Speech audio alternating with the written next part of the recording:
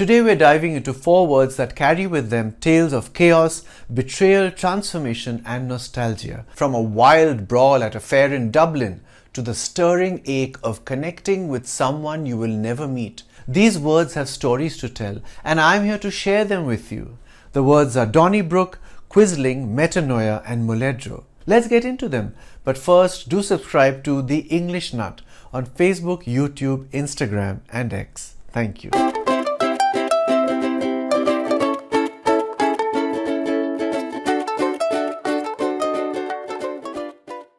The word Donnybrook means any wild, chaotic situation, a metaphorical brawl, whether at a sporting event, a political debate, or, dare I say, your family's holiday dinner. It's a noun that means a scene of uproar and disorder, a heated argument. The word Donnybrook may sound like a delightful little village, but it's got quite a wild story behind it. Imagine for a moment a market fair in County Dublin.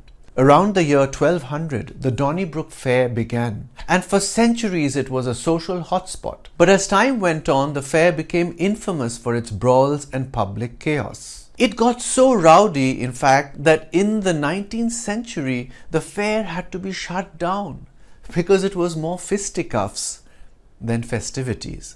Now, the original Irish name of the place from which the fair got its name is Donnybrook, meaning Church of St. Brooke. Donnybrook was anglicized to Donnybrook. The debate turned into a real Donnybrook when the panelists couldn't agree on anything. What started as a friendly football match quickly became a Donnybrook as tempers flared. Our watch party descended into a Donnybrook over who would get the last slice of pizza. This word was suggested by Rachna Jahangir. A quisling is someone who betrays their own people in favor of an enemy, much like a backstabber in the most dramatic sense possible. A traitor who collaborates with an enemy force occupying their country. But if you want to use it in a light-hearted way in an everyday situation, imagine this. You're deep in a game of charades and halfway through, your friend decides to help the other team instead of yours, giving them clues or hints. With a wink, you might say, "You traitor, you're such a quisling."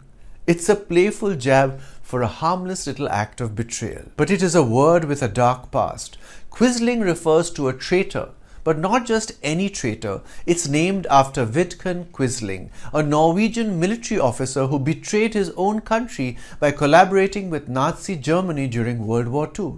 His name became synonymous with betrayal. The word was widely introduced to English speakers by The Times, the British newspaper, in an editorial published on 19th April 1940 titled "Quislings Everywhere." It said, "To writers, the word quisling is a gift from the gods. If they had been ordered to invent a new word for traitor, they could hardly have hit upon a more brilliant combination of letters. Orally, it contrives to suggest something at once slippery and tortuous." History is full of quislings who have sold out their country for personal gain. The spy was a true quisling, leaking secrets to the enemy for years. Never trust a quisling.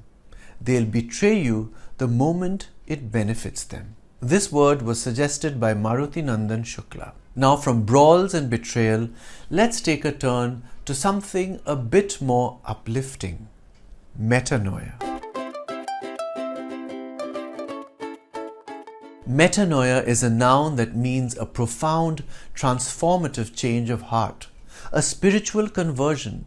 It's the moment when a light bulb flicks on inside you, when your spirit does a complete 180. Metanoia is the deep transformation that follows a significant change in perspective. Think of it like a personal epiphany, a rebirth of the soul. It's a part of the story arc in every great character, the moment of realization when everything changes for the better. So whether it's from a life of debauchery to sainthood, or from junk food lover to health nut, metanoia is the word for that soul-shaking shift. The original Greek word was formed by combining the word meta, meaning beyond, and noia, derived from a word meaning mind. The combination literally means beyond mind. In Greek, the word was used to mean repentance, but over time, it came to express the idea of gaining a new mindset, a new orientation to life. After years of being stuck in her routine, a moment of metanoia led her to quit her job and follow her passion for art. His near-death experience sparked a metanoia, causing him to re-evaluate how he was living his life. The protagonist's metanoia came when she realized the power of forgiveness. This word was suggested by Srishti Tripathi. Have you ever looked at an old painting or read a book and felt an emotional connection to the person who created it?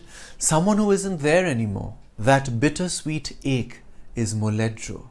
It's the kind of nostalgia that's almost tangible.